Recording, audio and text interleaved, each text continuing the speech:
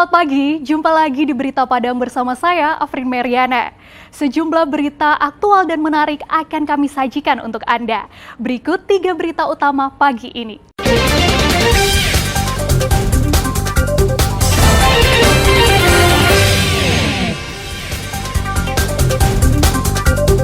Tim Gegana Brimob Polda Sumatera Barat periksa isi kandungan bom ikan. Buron 4 bulan, seorang pencuri sepeda motor di Padang ditangkap polisi. Anggota Satpol Pamong Praja Padang bersama mahasiswa STPDN tangkap remaja pebalap liar.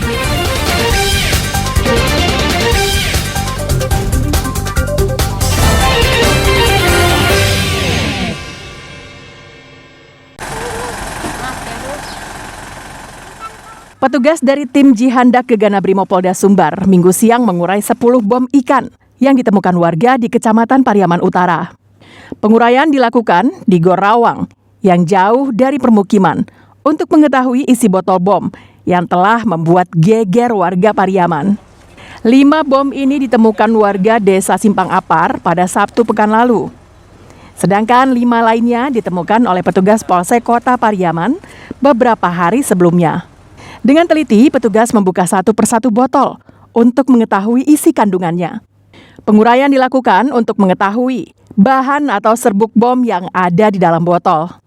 Sedangkan berapa kekuatan bom baru akan diketahui setelah diteliti lebih lanjut.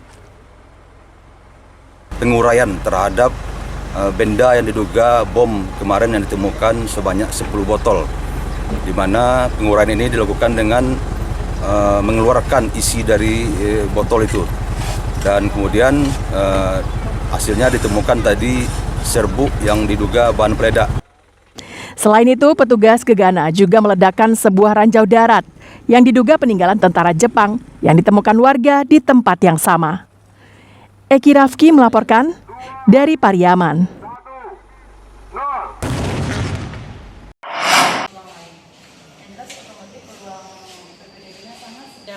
Penerimaan siswa baru tahap 2 SMK Negeri 1 Sumatera Barat masih membuka penerimaan siswa untuk pemenuhan kuota, yakni 68 orang untuk jurusan audio video, 25 orang untuk jurusan teknik bangunan, dan 17 orang untuk jurusan teknik pengelasan. Sedangkan untuk jurusan yang lain telah memenuhi kuota dan dianggap penuh karena hanya butuh 1 hingga 2 orang saja. Namun, pelamarnya melebihi kuota yang dibutuhkan. Seperti jurusan otomotif, dibutuhkan 3 orang, namun pelamarnya sudah sampai 22 orang. Hal ini terjadi karena ini menjadi jurusan favorit di SMKN 1 Sumbar. Karena saya ingin mendalami jurusan yang saya pilih di SMK ini. Dan mungkin peluang kerjanya lebih besar masuk SMK. Ini tadi milih jurusan apa? Jurusan teknik mesin. Kenapa? Karena saya ingin belajar tentang permesinan di SMK ini. Mungkin saya ingin setelah lulus SMK ini saya bisa daftar di pabrik-pabrik terbesar di Indonesia. Sementara itu, salah seorang orang tua siswa warga Lambung Bukit mengaku anaknya sangat berminat sekali masuk SMK. Padahal tahun lalu telah belajar di salah satu SMA negeri di Padang, namun berhenti di tengah semester.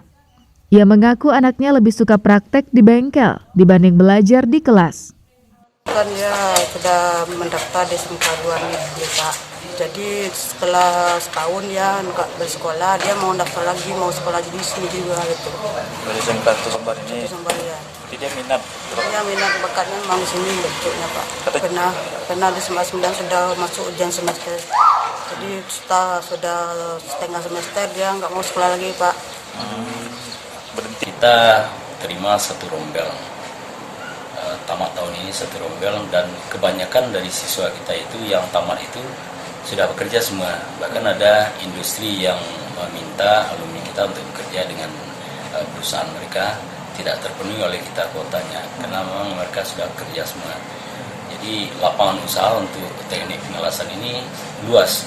Cuma ini juga masyarakat juga belum menyadari bahwa pekerjaan seperti ini sangat dibutuhkan di dunia luar.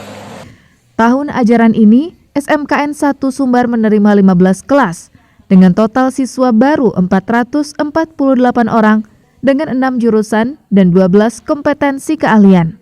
Robiha melaporkan dari Padang.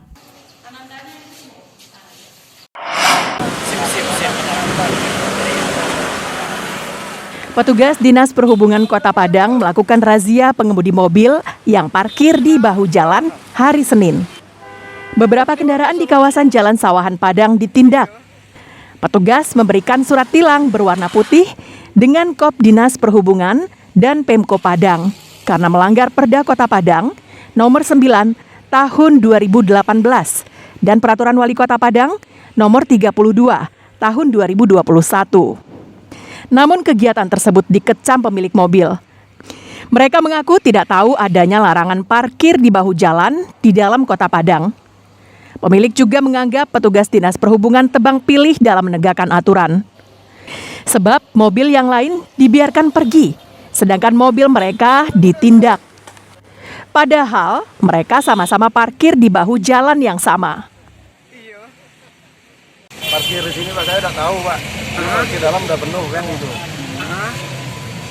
Jadi tahu dipanggil aja sini langsung tilang gitu. Tahu saya jadi banyak aja parkir liar gitu Pak. Kalau mobil saya aja ditindak. Saya udah tahu juga Pak, saya dari Jambi Pak. Ya Pak. Ya sedikit dirugikan sih karena tadi di depan mobil saya ada juga mobil yang berhenti. Cuma ibu-ibu itu langsung pergi aja. Setelah ngobrol sedikit dengan petugas, itu pergi pas di depan saya lihat. Ya sesuai saya yang ya memang saya bisa salah ya harus mencari prosedur lah. Prosedur yang berarti ya sesuai aturan. Sebelumnya ada sosialisasi nggak masalah ini? Belum ada. Ironisnya, razia ini hanya dilakukan di seputaran Sawahan dan Khatib Sulaiman. Sedangkan di beberapa ruas jalan lainnya seperti Jalan Sudirman, tepatnya di depan Mapolda Sumbar, dan Jalan S. Parman, di depan kantor Kemenkumham Sumbar, banyak kendaraan yang parkir bahkan hingga 2 lapis, namun tidak disentuh oleh petugas. Komandan Regu Dishub Padang mengatakan pihaknya tidak tebang pilih. Mereka menggelar razia di lokasi sesuai dengan perintah komandannya. Kita nggak tembak pilih. Mau plat merah dia, mau dia itu anggota, yang penting kita tidak dulu.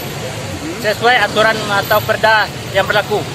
Yang di daerah misalkan kayak di depan Polda atau di depan DPRD Sumbar gimana itu Bang? Kalau itu kita belum ada perintah untuk penertiban daerah itu. Jadi kita sesuai perintah yang diperintahkan sama komandan daerah yang telah diperintahkan.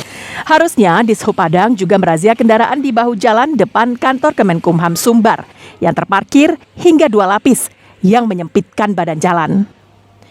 Robiha melaporkan dari Padang.